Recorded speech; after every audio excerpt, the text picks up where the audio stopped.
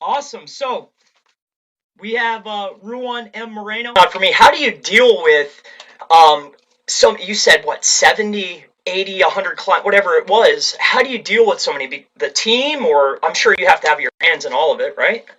Yeah, yeah. Well, it's a challenge because I love what I do. So whenever we get a new client or an existing customer, like I physically want to do the work, but then the leader in me says, you got to delegate, you got to let people do it, or else you'll never be able to do that. You'll always be the one doing the work. So I just feel like my hands are so good, and that's a danger. Like same thing with you. Like that's probably why you don't do client work. Because when I get a client, I want to do the physical work.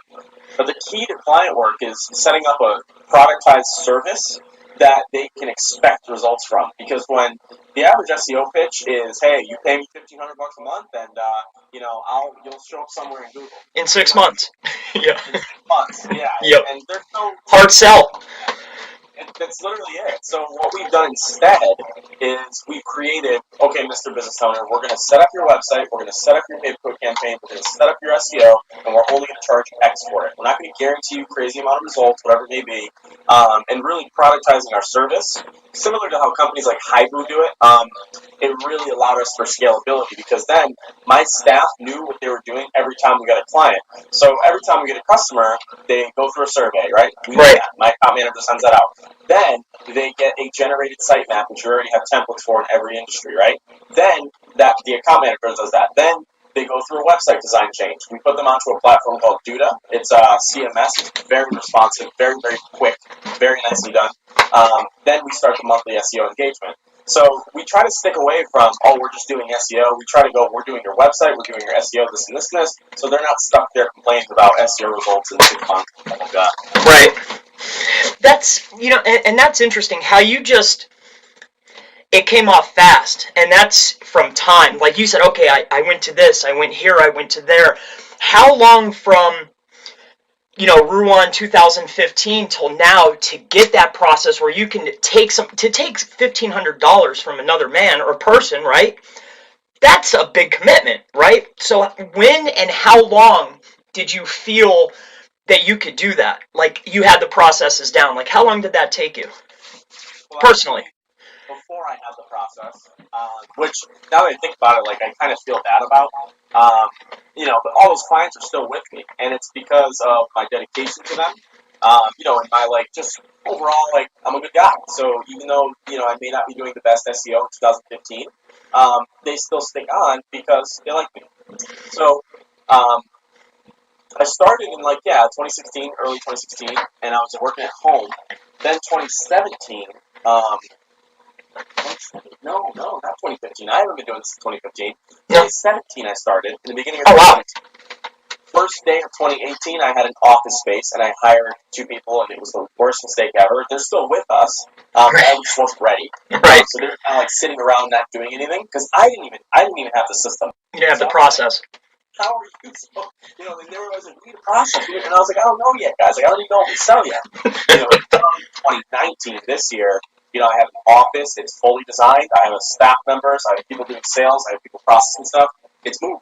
And Right. it all changed once I realized I'm good at this, I'm good at this. Let me put it all into some product and offer this product to the people that I'm talking to. So it was 2 or 3 years of 12-hour days experimenting, learning, Right. buying courses. There's a lot of it. I know we're probably going to talk about SEO experiments. There's a lot that I do Right. on some EMDs and some other online profiles and stuff like that. But dude, yeah, no, it was 3 years and still going. I'm still working. I've been working today since 7 a.m. So I'll probably stop working tonight at like 11. So it's a lot of work. All day. Yeah. The beautiful thing about entrepreneurship and what we do is what I do right now affects me in 6 months, very similar to SEO. That's going to affect me in 6 months. Absolutely. So I try to do every single positive interaction every day, because then once 6 months, 12 months come, now you have more money, more health, more time, more freedom. So yeah, it's a grind, and I'm sure you know of it. Yeah. Well, again, I catch a lot of work from really the top of my funnel is Upwork and Fiverr through multiple accounts, but they're not my accounts. They've been set up when Fiverr was easy, so that he gets a lot of work and it funnels down, and I can help him.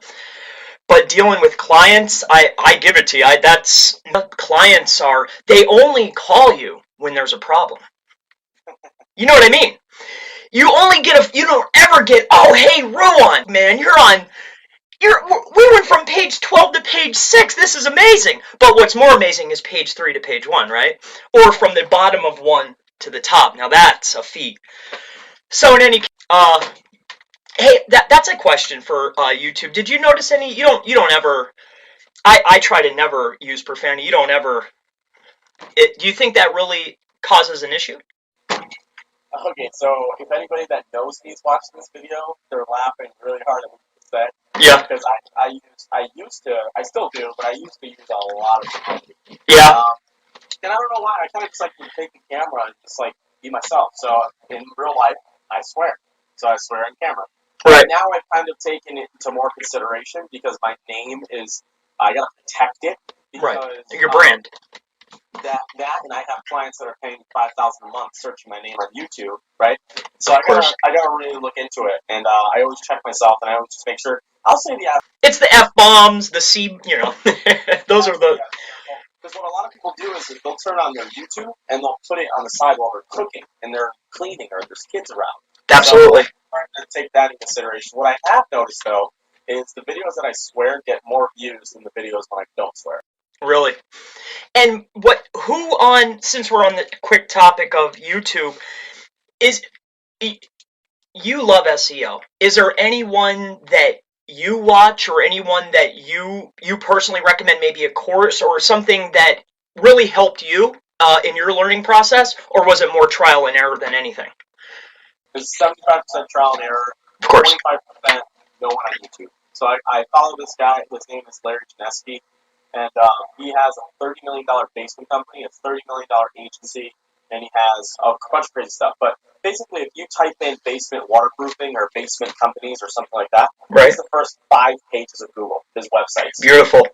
So his search engine dominance is the brilliant model of what he's doing, and nobody notices because contractors don't know SEO. So he used his skill to do that, and now he's worth $700 million. I mean, the guy's insane. And he's in Connecticut. So I go to see him in person. So that was my real big inspiration.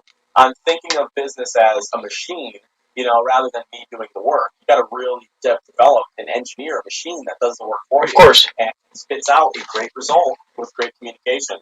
So, other than that, though, I don't think I really watch anybody. In terms of SEO, like for strat, because I know everybody's just, you know what I mean? Regurgitating. Yeah, they're regurgitating. They're not going to tell you their secrets.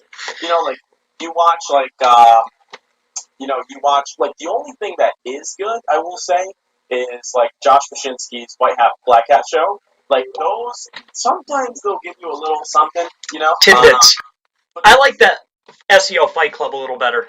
Me too. Right. Yeah. So those like hour and a half little chats with SEO people.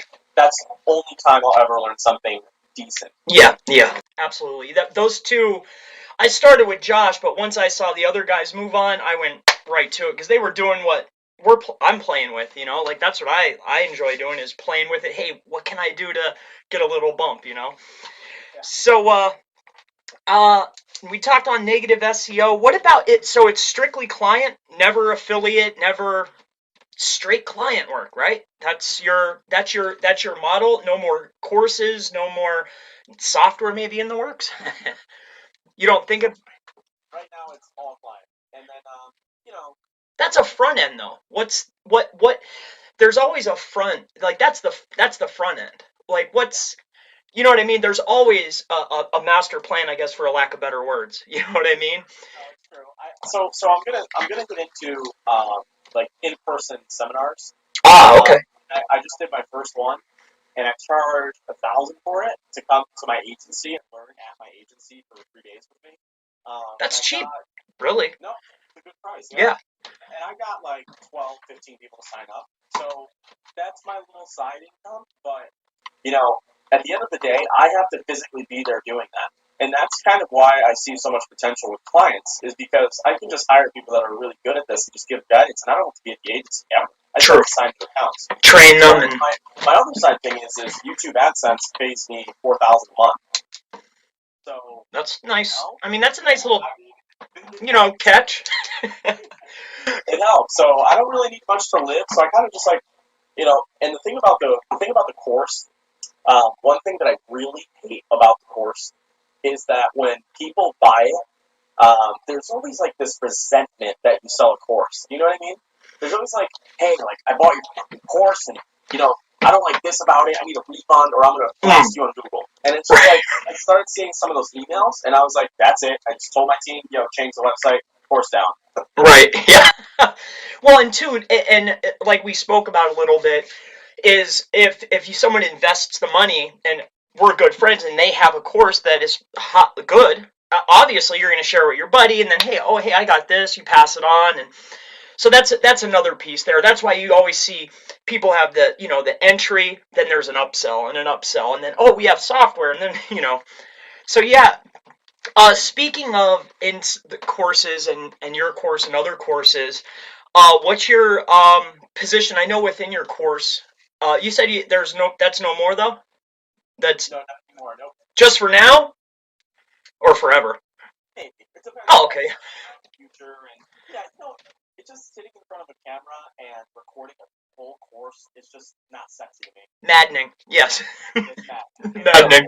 It literally is. Because then what you're doing is you're putting your reputation on the line for a product that's irrelevant in 365 days. Every year you got to update this goddamn course. Absolutely. If I just have clients coming in, and one other thing I will say is I hate when I post something on YouTube and then someone from my course goes, well, you should update the course too. And it's just like nagging girlfriend. Constant. That makes sense. And then why? How come you never even did you ever? So did you ever think maybe consulting?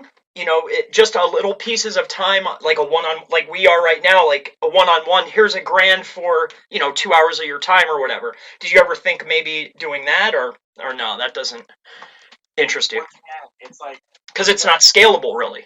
it's not scalable. And you have people like Sam Ovens online. You've heard of Sam, right? Oh yeah.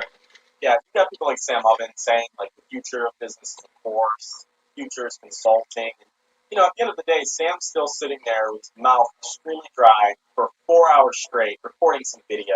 Right. Yeah, it's going to work for him when he's not on the camera, but at the end of the day, he has to go back and keep updating it. Right. So if the YouTube is great because YouTube, I record the video once and it starts getting picked up online. So I'm working, I'm working smarter. Consulting, I'm physically taking time with somebody, which is fine if you're getting paid, which is not a bad idea. But once again, if somebody can't do the consulting for me, I don't have interest in it. Right. So you're really the end game really is scaling your agency to as large as you possibly can because as you know, doing client work is immediate cash, but on a big grand scale, right? That's really your aim. So that's awesome. And there's a big difference though, how you said, you make a video and you'll consistently get clients, but what about the guy? Because obviously, I mean, I talk to people on here on Facebook and whatnot. A lot of people they post a video and it's vanishes. Well, what do they? Do you have any tips maybe for that, or no? They're not saying anything good on the camera. That's right. Yep. It really is true. Like when I created how to create a Facebook ad, my first video on YouTube that now has 1 million views, I literally gave everything that Billy Jean is selling in his course in one video. In one quick, 15 minutes, half hour it was. Guess what happened? It got 1 million views. Yep. And it's because the people were, unless you bought a course, you didn't know how to run Facebook ads. So screw it. I'm going to post this video, and I'm just going to tell people to run a Facebook ad. My first video. That just goes to show you, like, you start to think too much about your views and your YouTube, and here I am, this complete amateur that's just telling the truth on a video camera. Right. And all of a sudden, I have 1 million views. So when I try to hide things, when I try to, lower things, then you don't get views. So if you're not getting views on YouTube, it likely means that you're not saying enough for somebody to keep watching. You gotta like literally persuade them throughout the whole video to stay on. Because the direct metric, as you know, is the time spent on the video, the like, and the subscribe. Watch time. So you can get those things, then you're gonna, and guess what? If you make a really good video teaching some really good stuff, you're gonna get a like, get a subscribe. Yeah, absolutely. And then that leads me right to you talked about testing. Do you actively are you actively testing now? How many tests do you have test sites or? I don't consider them tests, but what I do is I take note of things that happen as I'm ranking things.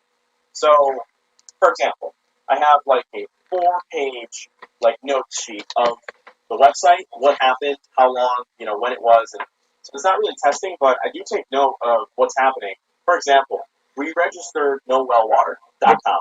It's a niche site that we're building as an asset for our agency to nationwide have well water leads so we can get clients everywhere. So when we're doing this, I indexed it in Google, and I noticed the next day it was #1 on Bing for no well water. Word, right? It's not like, it's not local. So on Bing, it was #1 or 2 or 3, and I thought it was high. So I was like, hey, can you search this? And they were like, sure. Brand new exact match domain on Bing ranking. So what did I notice? Bing doesn't have sophisticated ranking factors like Google does. So if you register exact match domains, we'll rank on Bing. So what started happening? We started getting phone calls, and the referral source for the phone call was Bing, and the keyword they typed in was no well water. And this was like nationwide. We were getting these calls. Awesome. So, I don't test, but I take note of what I do. And one of the biggest things that I took note of was, which I saw that New York SEO was on the second page for my website. Right. And then I made a YouTube video about it. Everybody searched it, clicked on my result. Those are the types of things that I do. It's not testing, but it's like you're watching the SERP. You're just seeing I call it in the wild. It's not really breaking it down to single variable or whatever they call it, right? Yeah, we play like that too, but I like to buy expired domains and then test stuff. That's how I like to do it. I'm addicted to doing it. I know, because if I can go and buy a site for $30 or $100 and then play with it and see, I have to agree with that. What about how do you feel about outreach? Are you a manual outreach? Do you strictly PBNs or public PBNs? For links, I do a few different things. So, because I'm an agency, like we don't offer it as a service. You know what I mean? We work with businesses that are already getting natural links to their brand. So, with my own sites, what I'll use is, like I said before, the 301 trick, where I'll actually send links to a expired domain and then link that site to the money site, just so this way the links aren't going directly to the money site, instead one is. I've seen that work for very competitive places like Calgary. Okay. And then I'll typically do a lot of citations, and that's agency side because I don't want to risk clients, whatever. Do you use a service for that, like White Spark or whoever, whatever? I use the service for it, and then I'll play around with PBNs. But the most powerful thing that you can do is your YouTube channel, because you're going to get so many natural links of people. So if somebody embeds your video on your YouTube channel and your link of your website is in the description, that's why I always link my URL for my agency on my YouTube videos. When somebody embeds it, Google picks up that link and links to it. I see some of that on, yeah. I got some little bit of hot water giving that up. Yeah, I have. Yeah. And we'll still do some stuff like that. Not too common anymore, only with our sites. Agency client sites, they have a system that we do, and nothing of it includes guest posts or anything like that. Mostly it's about building a good user experience and sending paid traffic to it. But oh, really? So that is part of the process isn't about earning and gaining referring domains. It's more so building content. That's more your process. It is because if you think about a company that has one employee and they don't have any company vans, they don't have any branding or TV ads, it's likely that business isn't going to generate backlinks. So when you just promise them that you're going to send them guest post links, really it's doing nothing for the brand. It's only causing a penalization. So when you have brands that are on national television, they're doing cars, they have trucks on the road, and all this and this and this, they're naturally going to get links because they're being talked about. So from the agency side, we only work with customers that have some type of branding. And if they're not branded, we set them up and run paid traffic. Oh, I see. Well, for immediate result. we have a manufacturer right now that's been in business for 35 years. His domain's literally 20 years old. So Wow. the moment we changed this title tag, the moment we changed the headings, the moment we redesigned the website, the moment we built foundational links, he was ranking for the most competitive keywords in his niche. That's an interesting point. It brings to me.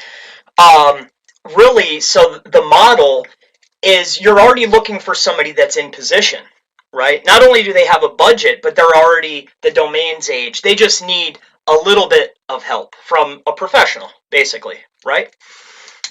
Yep. That's awesome. That makes sense. Somebody asked me, hey, Ruan, what's the most important aspect of SEO? And I said, you. And they were like, what? And I was like, you. Are you being mentioned? Who are you? If you're nobody, you're not going to have good SEO. If you're somebody, if you're Neil Patel, you're going to get a lot of SEO. Well, sure. So before you inquire with an SEO company, check yourself, right? No SEO company is going to magically be able to rank your website. It's just about you. If you're a POS, you don't do anything, you don't market anywhere, you don't have a great product, you're just scamming or whatever it may be, you're not going to get good SEO, you're going to get negative SEO with that. And so yeah, the most important part about SEO clients is making them realize they're liable for their SEO results. We just tell the computer what to do. Right. Right. So really, that's the aim. Content building, but never zero link building, huh? You're just trying to acquire naturally. Really, well, at least for client sites, you have to, right? My personal sites, yeah, there's a lot. There's a lot of play, right? Yeah, right. And there's a lot you can get away with. A lot. There's one tool called PBN Backlinks by Dan M. Yeah. He has that, and he has a tool called CrowdSearch. So CrowdSearch, what yeah. I bought like a bunch of credits, and I just powered up this one END, and it's ranking for 2,900 monthly search volume local keyword in Dallas. Right. So that shit works. I would just never risk my reputation on a client. So no, you can't. No. Well, I haven't done it. I've done it before. It's just I won't do it again. Well, and I think that you're far enough now. I mean, you have 70 clients. You can't one could tumble all the dominoes. So the only I touched on content. So really, we talked a lot about the agency.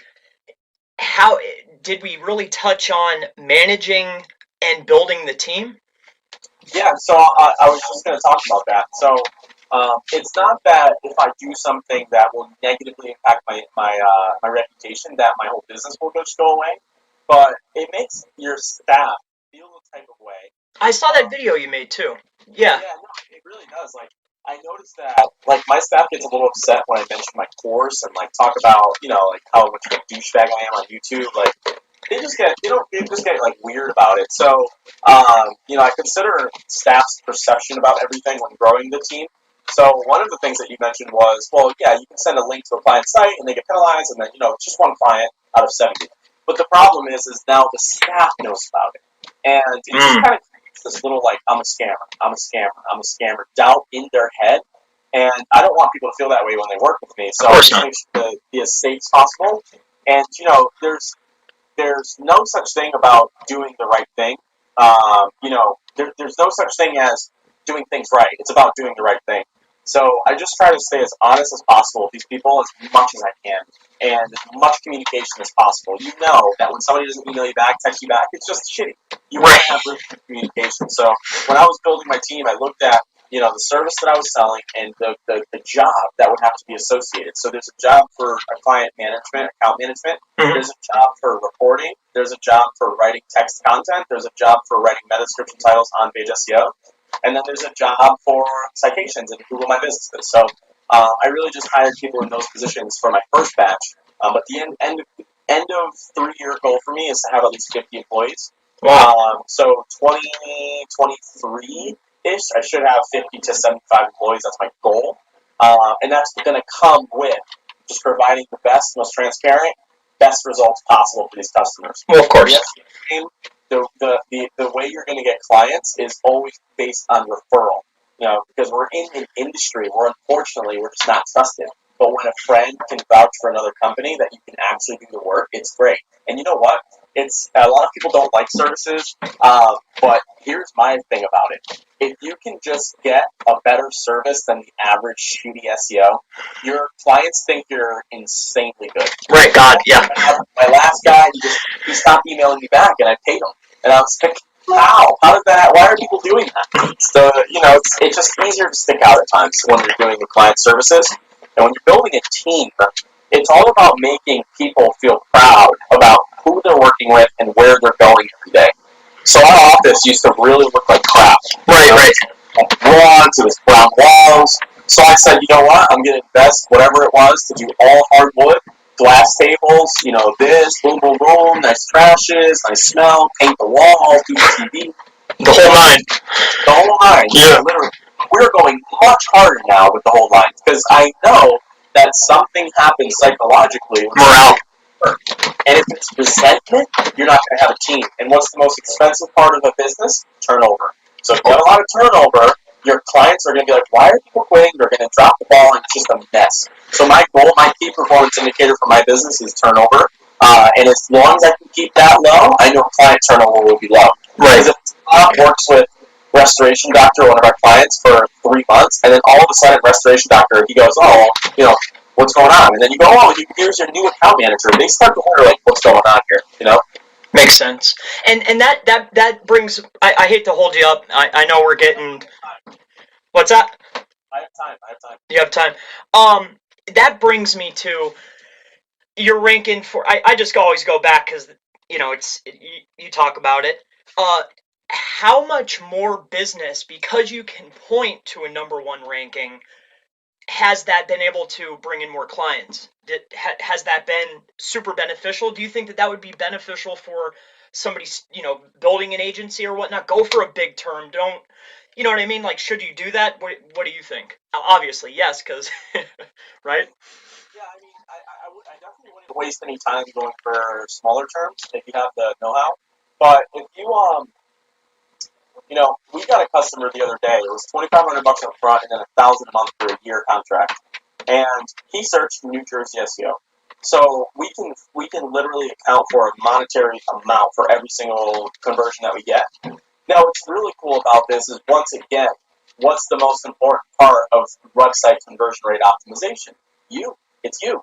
If you don't have reviews, if you don't have a team, if you don't have a process, if you don't have your business right, if you don't have a good reputation, your website and your SEO goes off the train. It doesn't matter. You're not going to get conversions. And nothing wrong about my New York SEO competitor, Gregory Ortiz, but have you ever seen his page? It's just a black page. Right.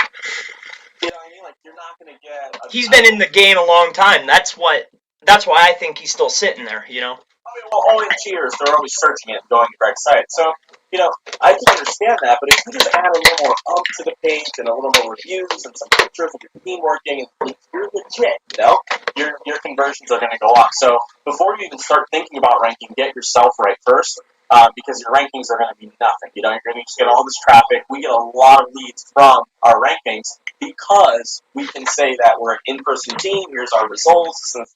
Right, and how many of those leads?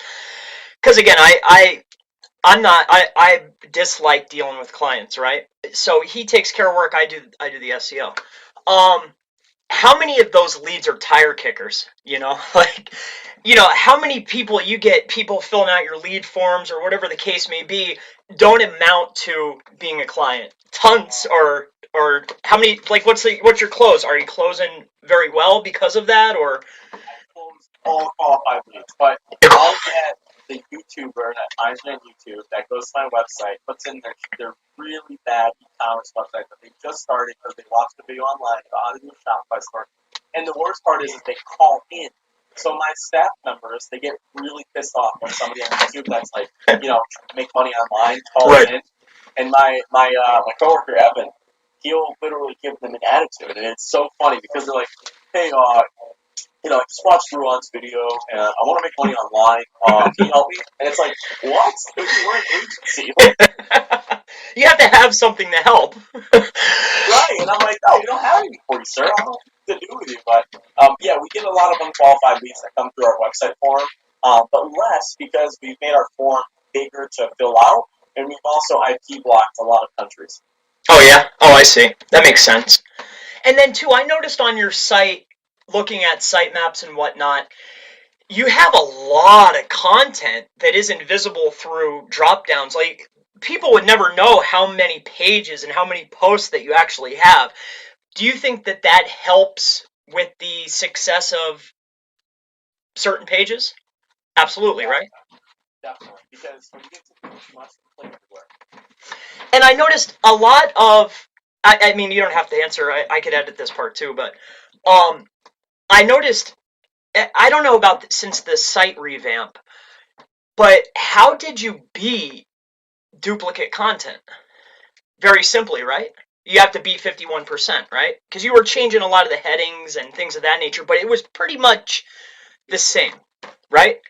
I That really makes me lose hope in Google's algorithm Of because course. it was all duplicate. No.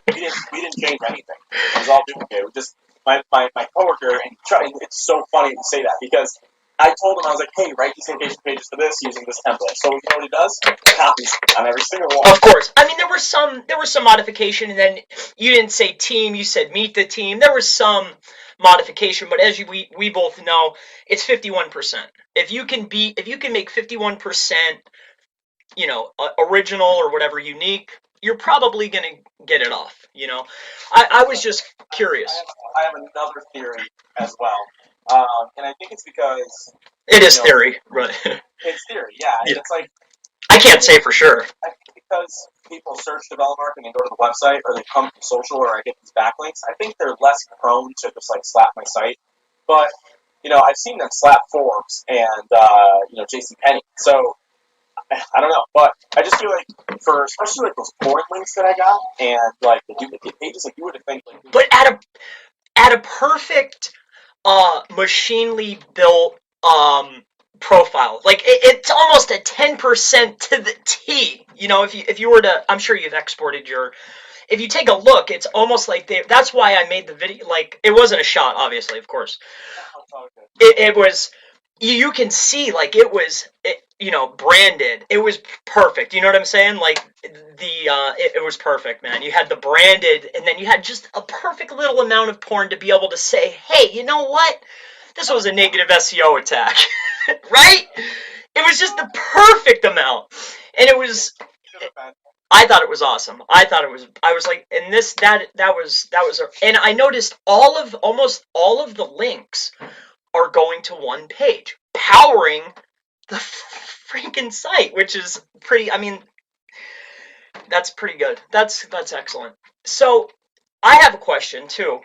How did you get the Href guy? Sam Ho? Yeah, is he like easy to get in touch with, or you were? It's just maybe. Do you go to conferences or no? No, no, no. But No. when you send the software hundreds of customers, Oh, that makes okay. whenever I use Ahrefs on my video and the video gets 10,000 views, those people are all interested in using Ahrefs. So they all search and they go to Ahrefs, and I'm sure that Ahrefs saw that in their Google Analytics, a lot of the traffic coming from my YouTube channel. Right. So they might have said something about that. But initially, I just emailed Sam and I said, hey, I'd love to have you on an interview. Very simple thing that I sent out, and he responded. Initially, I commented on Ahrefs' YouTube video. I always do that first. I always start to get them to know me, Right. and then I'll Talk to somebody that wasn't like white hat or totally black hat. Somebody that was professional, right there in the middle. yeah.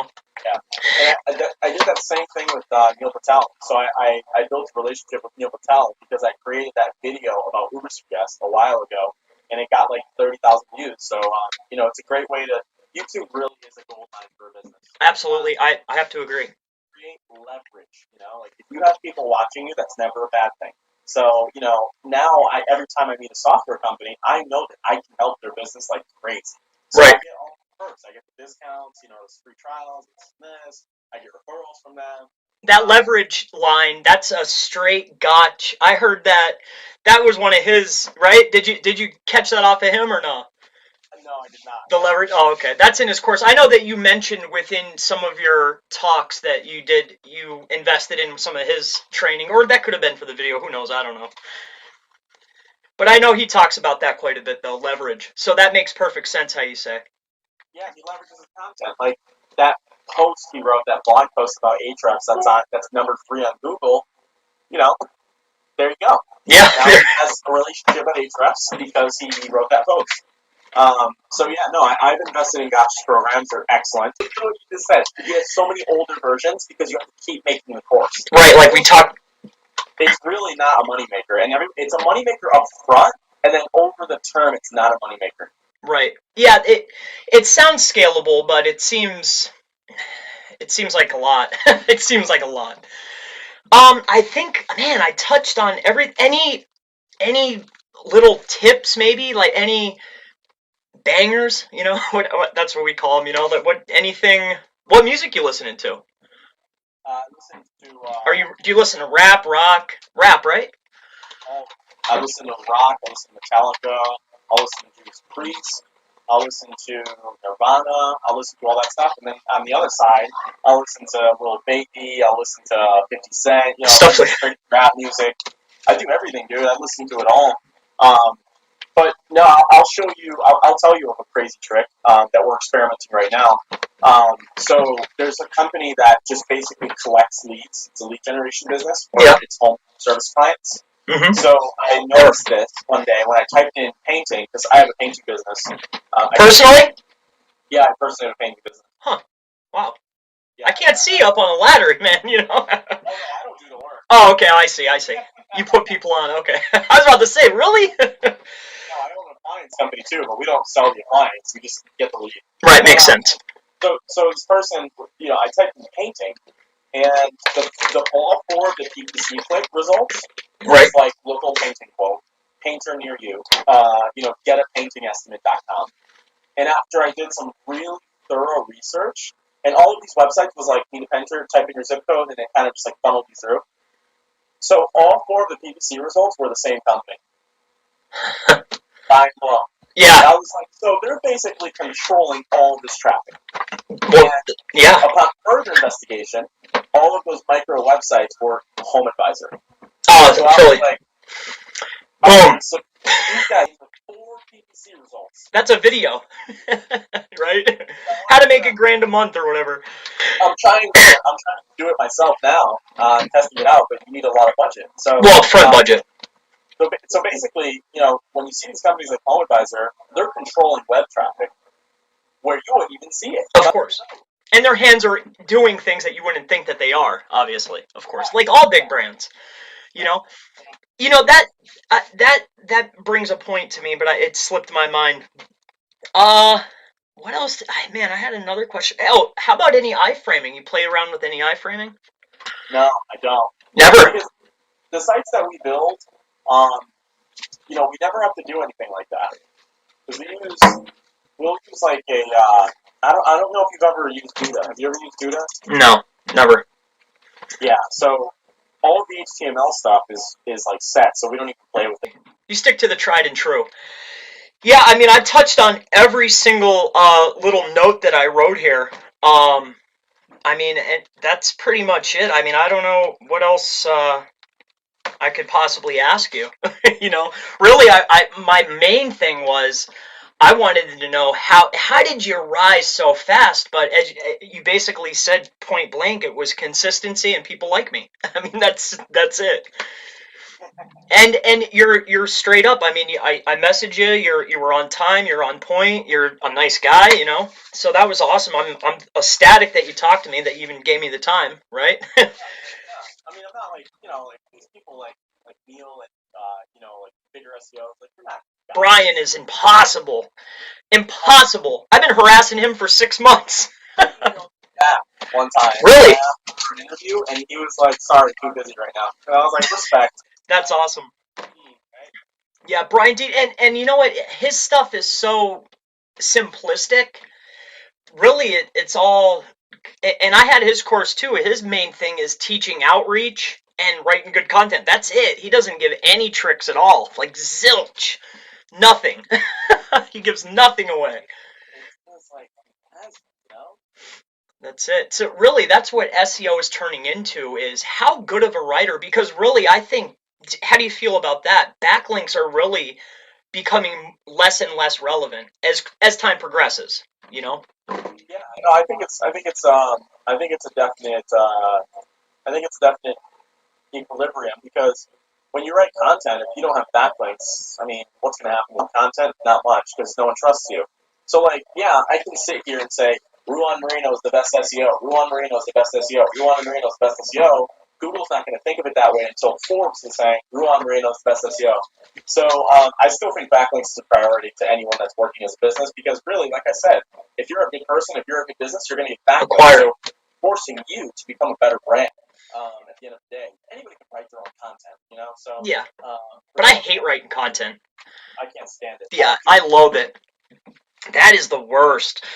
And especially knowing that I mean I would never do it for any client or anything like that, but you can rank with nonsense, really. You could. So yeah, I mean I covered everything, and I appreciate your time. You know, I don't know what else to ask you. I wish I could ask you a million more questions, but I only wrote. Awesome, man. I don't know what else to ask you. That's it. No, dude, I appreciate you having me on. It's been a good time. Yeah, it's been awesome. What do you think I should name this video? Ruan Marino confirmed online scammer. Just kidding. Ooh, yo, that would get some hits. You probably get. I don't want to. Views. How many? 13,000. Oh, I was thinking 13. No, I'm thinking 13,000.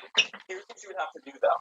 You'd have to post it on YouTube, and then you have to message people on these privately, like not you, and have them share the video into like SEO Signals or White Hat Chase Rainer one, whatever. Yeah. And then SEO Lab. Online scammer, and then you could be like, "What do you guys think of this?" And then 10,000 views right away. How was Alex Becker's house? How was that? Was that fun?